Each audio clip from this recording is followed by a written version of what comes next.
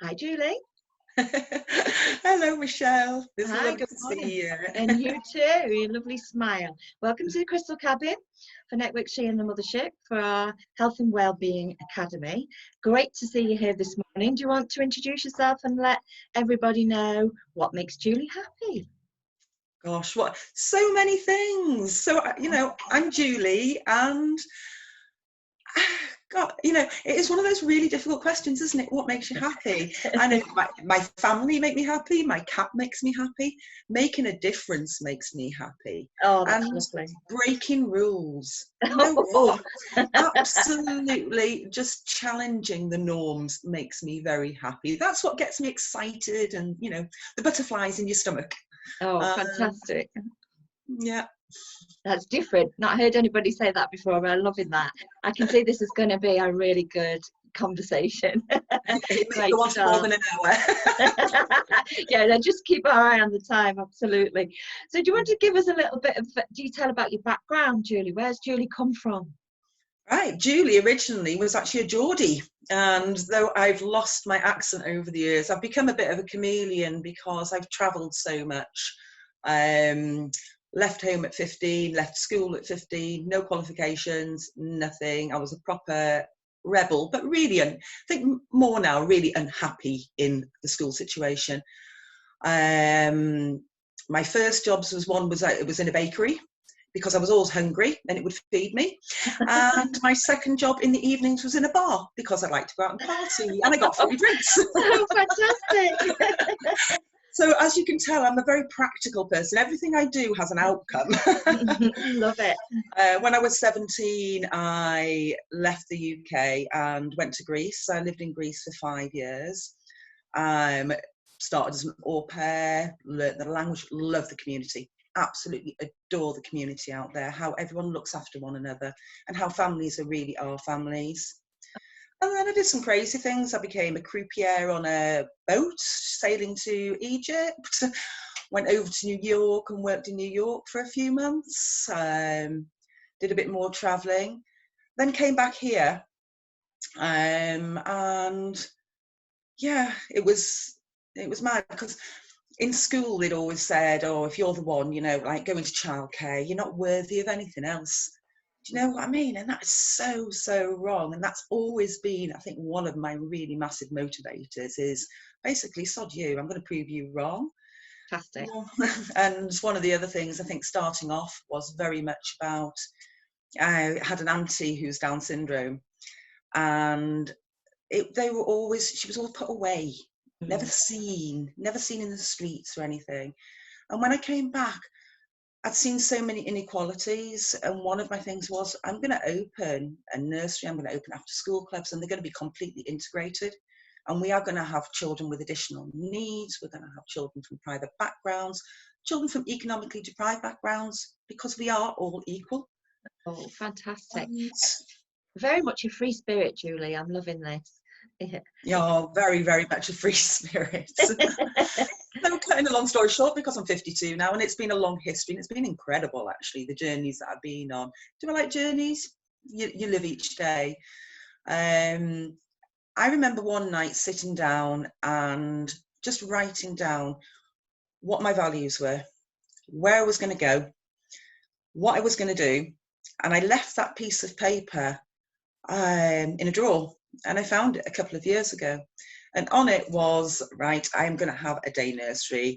I am going to have after school clubs. So I don't think they were actually in existence then, but it was all going to be about removing barriers for young people, and for adults as well, with additional needs. I found that piece of paper and I read through, and I was like, oh my God. Oh, that's amazing. Oh, I I got love the after that. school clubs, I got the nursery, Yeah. and then the mobile creche company evolved from that. And that went, national. It became huge. And it was about educating from the top down. And that's how I've done everything. Education is education. You share your knowledge.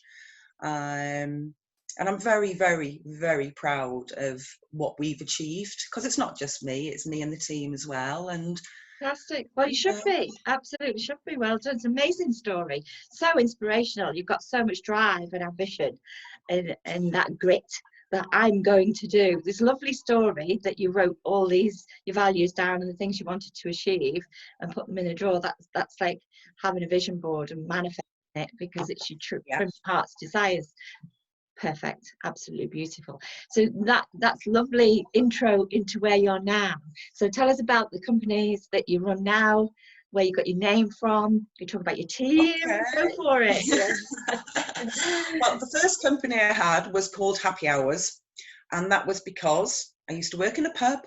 And you know what? Parents were really happy when they came into that pub for that 1 hour. There's no big kind of, it was quite simple. Sadly, things happened in 2008 and I went through bankruptcy, lost my properties, lost the nursery, everything at that time. And again, I think this is really, really important to talk about because so many people are struggling at this moment in time. I don't know whether you remember 2008, that was when the recession hit. Yeah, I was an estate agent at the time, so I remember it well. Yeah, it wasn't a great time. But it's also taught me a huge amount as well in the fact that we're very out of control of a lot of things in our lives, and you pick yourself back up and it's not easy, but you need to talk about it. There's things that need to be talked about, especially now, not being on your own. The mobile crash company evolved from that, really. It was I was very lucky. I've got fabulous staff, and one of the team members took over as a director for a year, so I didn't lose that. And I did go into my shell for a couple of years. I had 3 young children. I think they were 7, 5 and 8 months at the time. Wow. And I was homeless, so because we lived above the nursery, that was my home. So there was a lot to cope with. I went through divorce that year as well. It's a wonder I'm actually still alive. Yeah, wow. Just in time. No wonder you remember 2008. Very vividly. And I took some time. At that time, the mobile crash was still running. I made it smaller, and I just took some time to be with me and my children. And we were lucky to get a beautiful house in Llanfyddechan. Not lucky, actually. I made that happen. And then when I'd had time to recover, it was, right, come on, let's get on with this. You're not out to seed yet. And I still had the vision for the mobile crash company. And it's quite an exciting journey because I've never marketed it. I've talked to people and I've always gone, I do a lot of research. So for my idea was, right, I want to work with additional needs children. I want to be able to have families be able to attend events and have very specialized services. And within all of that, I created the Big 70 up in Manchester, and that was 70 families of the most severely affected additional needs children, where they could all come together. Fantastic. And we had intensive care units, we had everything, but it was about equal opportunity. It's about them getting the support that they needed. And I've worked with many, many, many children's charities in the UK. In fact, if you go to Birmingham, Great Charles Street, all the charities are all along there. Wow. And I've visited every one of them. And I've been in incredible places. I remember once we held a creche down in the Law Society of London in a room that the carpet was worth 300 grand. The concierge was going like, ah! Don't have any paints in there, don't do that. And don't bring the Play-Doh out. Oh my life. I've seen amazing things. I've travelled to most places in the UK. And it's all been the same thing, but it's very, very bespoke. It's very bespoke in the way that each additional need, whether the children are blind, whether the adults are blind or they're deaf, it's all about keeping them equal opportunities. And also my staff as well, very much so. So, we've had deaf staff because children need someone to look up to. Yeah. They need to see, And then moving forward with all of that, it was very much things came into my own life. My middle daughter ended up with, she had ME, when she was 12. I don't know whether you know about that, but No, you could have that as a child. yes. So she was very, very poorly for 4 years. Now she's recovered, but a lot of the things I know, like what you do, but I've researched nutrition. I'm not a great believer in the drug side of things, and certainly everything we did with Jessie was, we did do the NHS side, but not a lot of things were understood about it. So I researched the nutrition, what we did, and she's completely recovered. She's an ODP down in Amazing. London now, Fantastic. and she's incredible. Oh, I'm so proud of all my children, I you can know. see, I've Yeah, got goosebumps. I can feel the love from your energy as you talk about your children. That's beautiful. Oh, you've got me. yeah. Oh, Oh, yeah. quick, say So something else. yeah. So the last few years, I think the mobile crash company, obviously, when everything happened with the lockdown, it was very much like a baseball bat being boom hit around you, because we were coming up to our busiest months, April and May. I think we had 12 large additional needs crashes all booked in at that time. And obviously we were doing a huge amount of work, because you've got all the risk assessments, everything that you do beforehand, your staff teams. And of course, by March 17th, everything, all our community crashes, everything stopped. And that took a bit of a, whoa, Yeah. what do I do now? And of course, we've all had to come to terms with, certainly that beginning, furlough. What on earth is furlough, Thank goodness for furlough. I'm not a great believer in governments and things like that, but it's enabled me to put my staff onto furlough. I've had great support from my bookkeeper, Sue Harding. And then I start to think, right, where do I bring... I decided 2 years ago that I'd had enough of travelling up and down the UK. It was a massive thing for me, because we have contracts in London, we have contracts in Edinburgh, and as much as I've loved travelling, it's got to that point in my life now where I don't want to be travelling up and down that M6. Yeah, no, I don't blame you. Constantly. And I was thinking, again, going back to my values and a lot of things that have happened. We discovered my youngest daughter was autistic when she was 12. Well, she got diagnosed when she was 14. And I did a huge amount of research on female autism, and that's massive, because if we look at anxiety and we look at what our children go through, so it's very much the same lines. It's things that really, really get my heart, and I've fought for Carmen, fought for her over the last 7 years. Then flaming coronavirus came along. I thought, why did I do that? Why did I fought the education system trying to make things change? If I knew COVID was coming along, I would have just sat back. Things are meant to be as they're meant to be, and it's a very, very big passion about mine now is female autism, and certainly late diagnosis as well, and women not knowing they're autistic and struggling most of their lives, and being able to very much specifically help that side. There's a lot of research done when we look at anxiety and we look at panic attacks, that the amygdala at the base of your brain in an autistic person is actually much larger than in a neurotypical person, which then obviously, all the hormones that govern your moods and things. So Yeah. As you tell, I'm a bit of a researcher. I love that. I'm interested in the neuroscience as well, being a hypnotherapist, understanding the subconscious. Oh yes. And obviously energy healer. For me, there's no separation between mind and body. So No, there isn't. I love listening to what you've got to say, and that's a very interesting point. And also, you talk about people being autistic and not being diagnosed and not being aware of it themselves till later in life. It's not just that the people who are having it themselves not knowing. It's everybody around not knowing how to recognize and not knowing how to respond to it. There's a lot of judgment, isn't there? And people tend to walk away rather than try to help because of their ignorance. And also, there's just such incredible minds, absolutely incredible minds. And a lot of autistic women, they run their own businesses because they don't fit in the 9-to-5 jobs. They don't fit into the environmental, the office environments. There's lots of sensorial things that are going on, and you know, that is very much, it's so important. I think because of my daughter, and I want her to achieve what and she's incredible. She's absolutely incredible. And when school finished, I have never seen that child so happy, Oh, ever. She's got a job.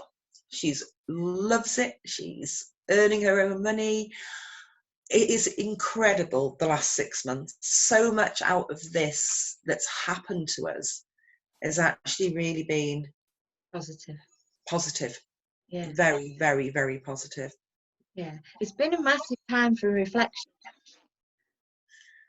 Gift Oh, of time, gift of time for reflection for a it lot of definitely, people. yeah, it definitely has been. It certainly has been for me.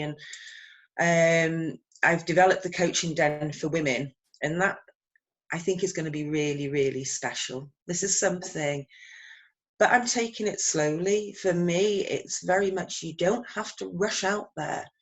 You don't. I think what happens is that when everything is out of control, we try and maintain some form of control.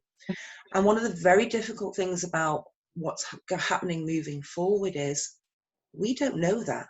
We don't know what's going to happen. And there's a lot of fear there, and it's held, as you know, it's held in your body. And the more we try and control it, Yeah, the more anxious we become, yeah. and the more difficult it becomes. It's the volcano waiting to go off. Yeah, I have looked at it myself, and certainly I did exactly the same thing as most of the population did. Right, okay, right, mobile crash company's there now. What am I going to do? Da, da, da, da, da. I need to earn a living, blah, blah, blah, blah, blah. You know, you have all of that. And of course, we all need to earn a living. We've got children to look after, roofs to keep over our heads. But it did actually teach me that I can be employed, because I have had an employed position from home. I'm shocked. I've never been employed in my life. Do you know how nice it is for somebody else to put money in your bank that you haven't earned? Oh. Wow. But this about, you know, we're all creatures of habit. We Yeah. are creatures of habit. And I think this whole situation has had a huge emotional Oof. attack on people, and they've tried to cope, and you keep coping Yeah. until there's overload. And the coaching den for women is all about, I'm not going to call it a mentoring program, because I don't like that, because each person is very, very individual. Yeah. It's very much about accountability and sitting with, using my counselling skills. I became a counsellor 5 years ago, so I'm very lucky in that fact that I've got both the business knowledge over 25 years and the counselling knowledge. Yeah. Brilliant. And that, again, going back to values, it's about working with women and keeping their values, letting them recognise their values, because sometimes we don't. No, and they're everything, aren't they? Values. That's when things really get out of sync. If somebody's disrespected your values, for some reason we default to the negative and tend to question ourselves rather than realise actually it's just a mismatch, it's just a clash. Time to Yeah. move. Yeah. Yeah. You know, I found that in the corporate world, where, you know, for example, when you're having your appraisal, you'd have to meet certain competency-based questions to fit in with their values. So Yeah. you were tended to be conditioned to tell them what they wanted to hear, but it wasn't necessarily your authentic self. So it was never going to sustain. And that's Yeah. where a lot of it all goes wrong, where people come out of those places feeling like some kind of failure and not understanding why. Where, you know, Nick and I talk about this all the time. You know what Nick's like for her values, absolutely couldn't agree more. And this is what we've got in common coming out of the corporate world with mixed values. And that's what we take forward now into, and it's great to hear you talking about values as well. They're everything, aren't they? They are absolutely everything. When you asked at the beginning, you know, what makes you happy? I know through all my career, it's been when I followed my values, I've been really, really happy. Yeah. When I've had to do things, for instance, when your company grows, and it's actually very, very easy to grow a company. It's actually very difficult to bring it back down again. And I've done both. When you grow your company, money then becomes very, very important, because you've got so many staff wages to pay, you've got vehicles to maintain, you've got all of that. And I remember that being the unhappiest part of my life in my career with the mobile crash company, having to take contracts to ensure that the money came in to keep everything going. And I'd gone away from my values. Yeah. And It's more the responsibility side kicking in, so it takes you into the accounting admin rather than what you set out to do it for. yeah, and certainly delegation. I know you mentioned Nick. Well, she's doing my marketing now, because I do know I don't market. I'm me, but I do understand the absolute value of marketing, and I love Nick. She gets me. Yeah, I did say to her right at the beginning was, right, okay, I need you to do this for me. This is how I need things. It's just been brilliant, absolutely brilliant. Yeah, fantastic. Isn't that funny? Because that's how it all starts. I need you. That's why I say, I need you in my life. And when you have those people around you that you absolutely trust, because it is about the delegation. When you know your own values, when you know what you can do and what you do really, really well. And for me, it is helping people be the best person they can. And women in business, you have your accountant, you have your marketing, you have all those things that you have to have. What the coaching den for women is going to be that mentoring person, that essential person, a long-term relationship, to enable them to really stick to their values and grow their businesses through their values, because money always comes. If you stick with your heart, it always comes. It'll follow. Yeah, fantastic. Yeah. I absolutely love the sound of the coaching den, and you're so blessed to have been able to have the counselling skills to bring to this as well. But this is the beauty of being self-employed, isn't it? You make the decisions, you decide how much you're going to put into your business. For you to be able to say, don't want to do the M6 anymore, I'm not going to keep doing the travel, and now, okay, what skills do I have in my toolbox? What can I transfer that to? I'm going to go and do this because it suits my values and I want to share it and help other people do the same. Absolutely lovely. And I'm really looking forward to learning more about the coaching den. I'm sure in the Wellbeing Academy in Network Share, see so much more of that, Julie. Perfect place. Perfect. Yeah, it is. And it's certainly something that has been, for me, we're looking at a massive amount of change. Change is just change. We do it all the time. We get married, we get divorced, we move house, we do all of these things. It is taking the fear out of change, and like we're saying, just going back to being who you want to be. And not getting dragged into, because I'm my own worst enemy. I was asked a couple of months, was it a month and a half ago, to do a big consultancy job down in Birmingham, setting up 2 day nurseries. And I got all excited. I was like, ooh. Went down, came back, sat back and went, no, what were you saying? You don't want to go down the M6 all the time. You don't want to do all of this, and if you take this contract on, that's all you're going to be doing for 6 months, because you will have to put so much input into it. And that's a big step. That is a big step, just to sit back and go, do I want this? Do I not want it? What do I, what's making me happy? Because it's a short life. It really, really is. And it's, that side of where you can take time out. The world does not stop. If you're good at what you're doing, taking a day off or a couple of days off, it's not going to crash your business. It's not going to. Taking time out for yourself, whether it's to go for hypnotherapy, a massage, talking. Yeah.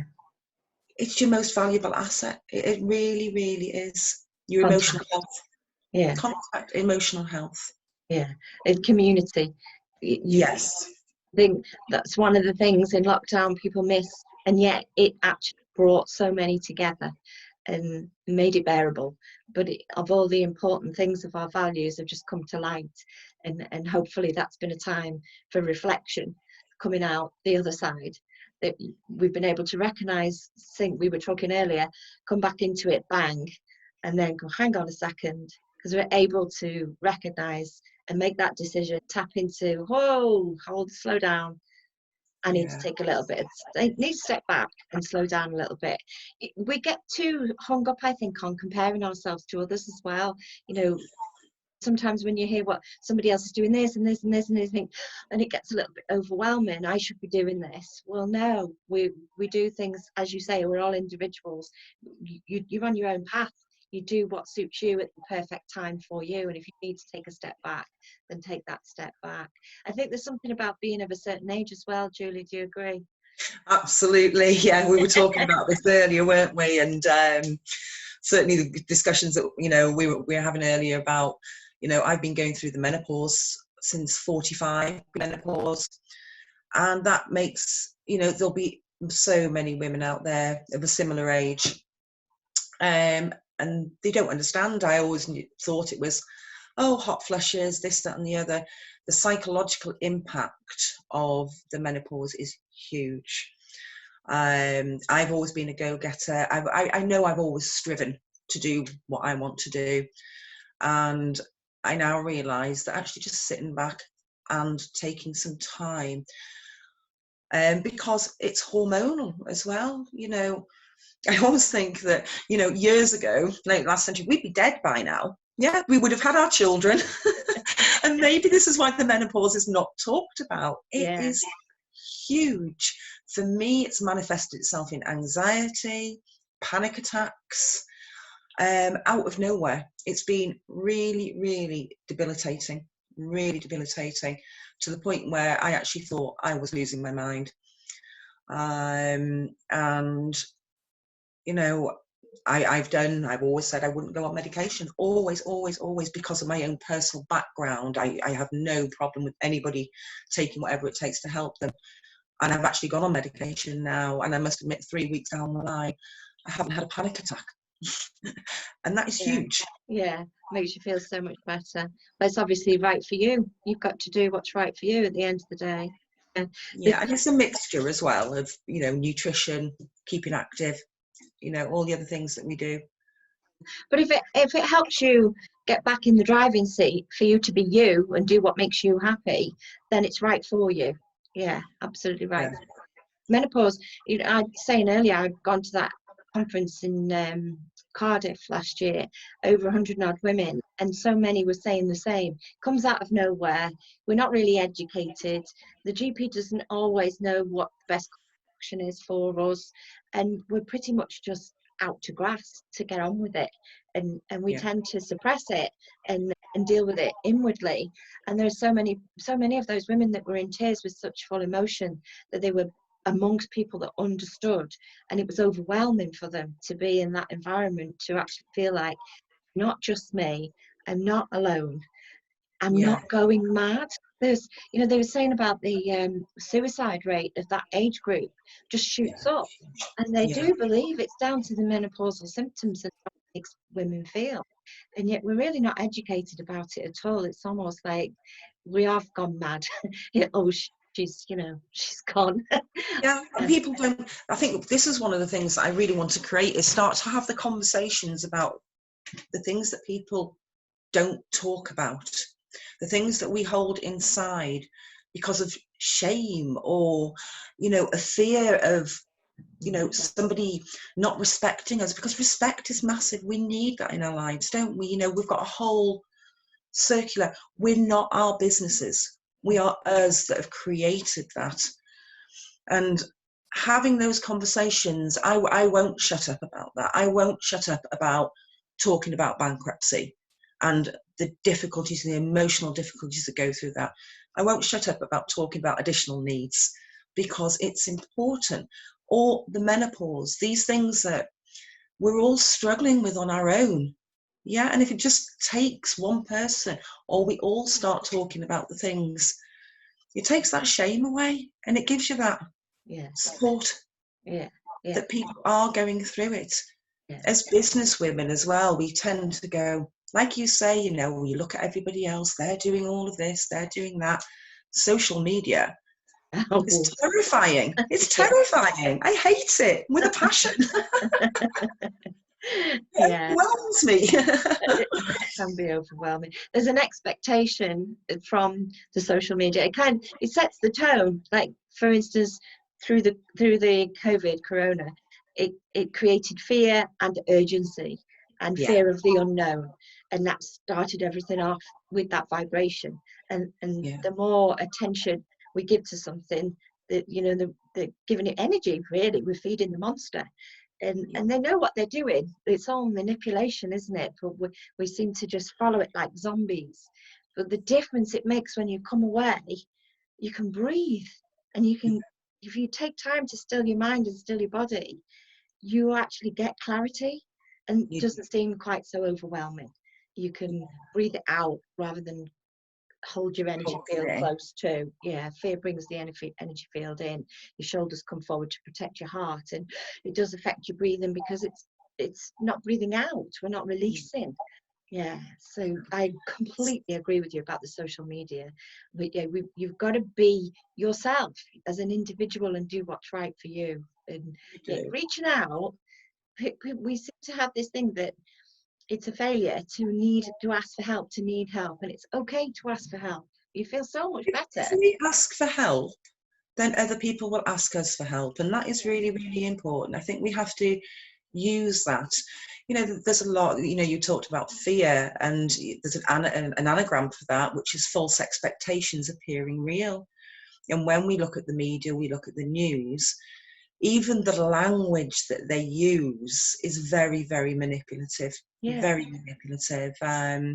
Social media has its place, don't get me wrong. I mean, we wouldn't have the mothership, would we? And that has been an incredible level of support and brought so many people together. You know, I've had conversations with a few people and it's been wonderful, you know. So I think everything can be done from a different way. I very much believe in supporting through love. yeah, I've done that with all my teams, with my staff. It is, you know, I'm anti-bullying and I'm completely anti-bitching. yeah. Absolutely 100%. It is that very much that. Like, You nearly scared me then, Julie, with that. I was like, ooh. oh, sorry. Oh, I hope I'm not intimidating. I've been No, told no, I'm really joking. You can times. see how much it means to you, and I'm very much anti-bitching. Yeah, Absolutely, absolutely. no, I couldn't agree more with you on that one. It makes you more, you know, I've always had this thing where, you know, people will set up businesses and, you know, and they'll say, oh, we'll keep all our secrets closely guarded. Well, actually, it's a real compliment if somebody researches your business and sets up their own, you know, and I would hold my hand out and just ring me. You know, I've spoken to a couple of people who've set up mobile crashes over the years. It's been lovely chatting to them and going, well, should have rang me 6 years ago. It would have been fantastic. I would have helped. Oh, It's a compliment. Yeah, if it's a somebody copies what compliment. you Yeah, do, it's a compliment. But no one can take it away from you because you're that individual. What you do, Michelle, is completely individual to you.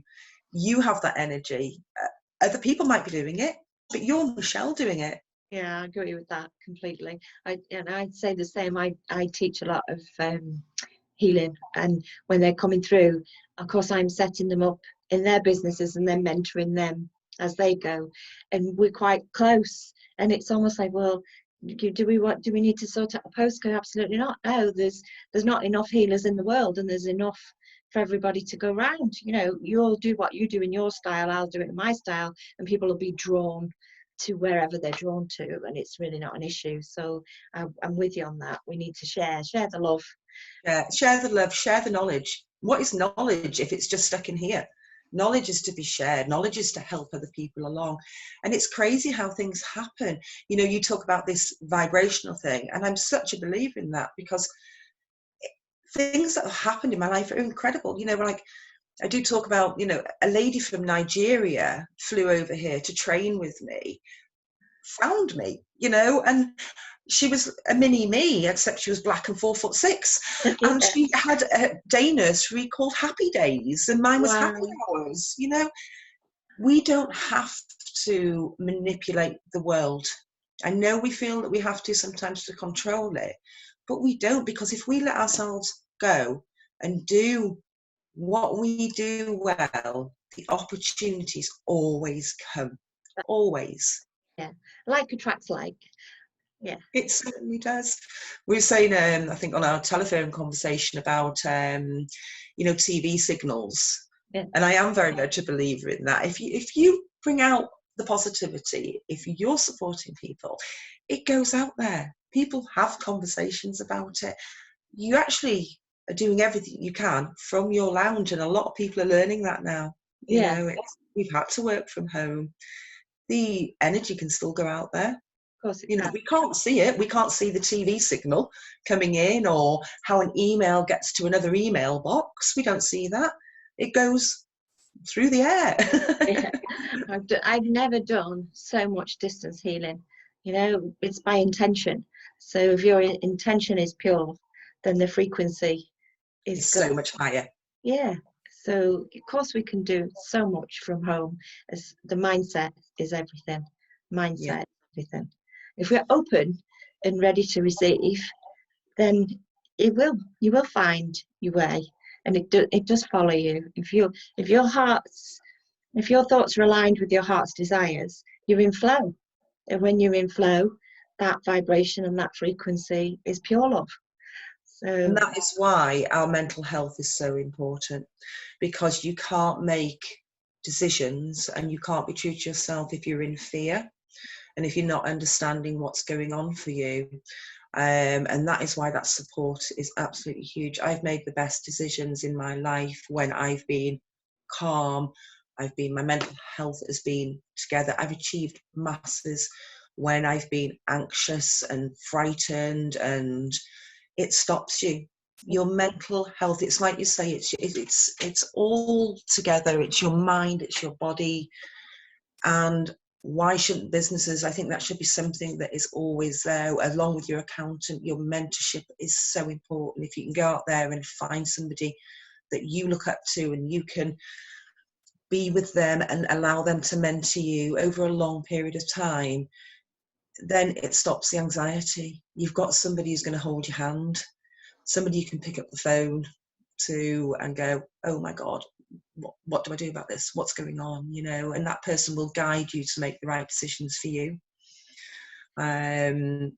And that, in a nutshell, is what the coaching den is going to be. I can see, yeah, I was just thinking, just as you're talking then, leading into the coaching den, you're so approachable, Julie, and you are emitting so much love that you do care. You are doing this for all the right reasons.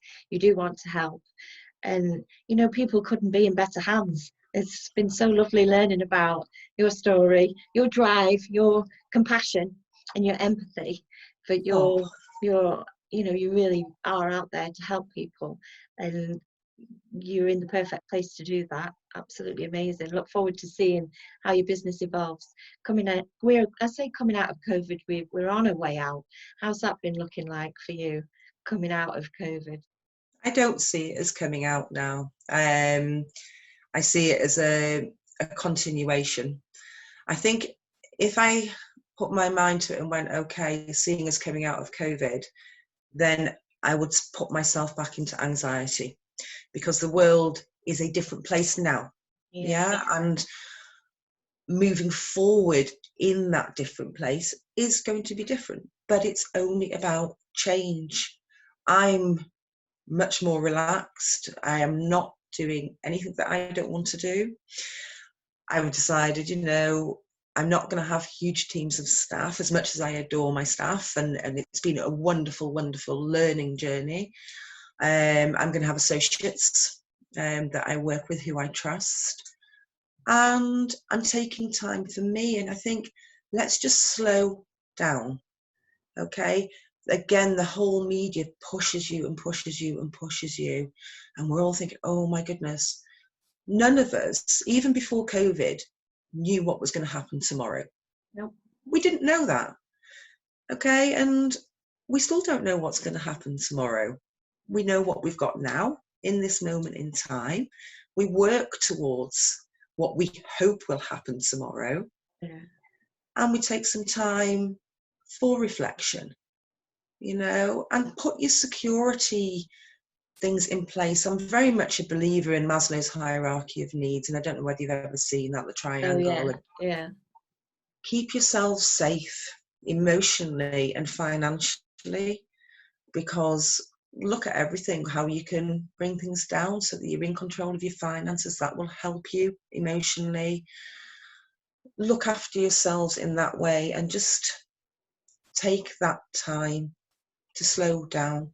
You don't have to do it in a day. You know, things can be taken away, but if we're rushing through it all the time, we're not stopping to enjoy the bits that we've got. And though you're your business, you're still you. That is one of the things I think very much is, you know, I'm Julie Williams. Okay, I'm known as, you know, Happy J.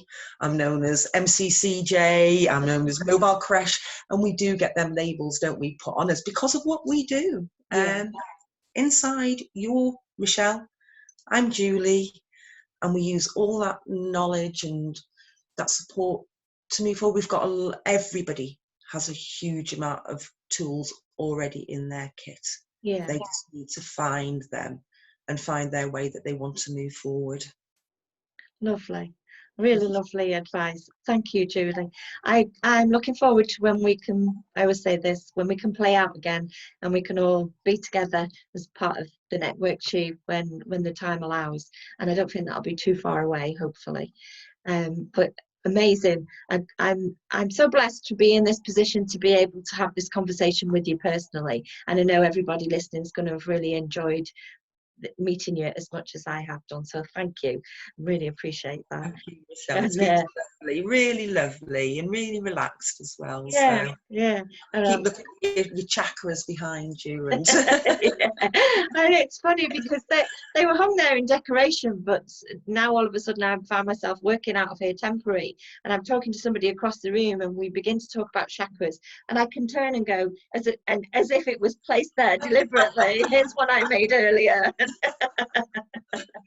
Yeah, so I think it can stay. yeah, oh, it's lovely. It's lovely. Brilliant. So enjoy the rest of your day, sweetheart. I look forward to seeing you in person very soon. Thank you very much. Oh, that's lovely. Thank you, Michelle. Take care.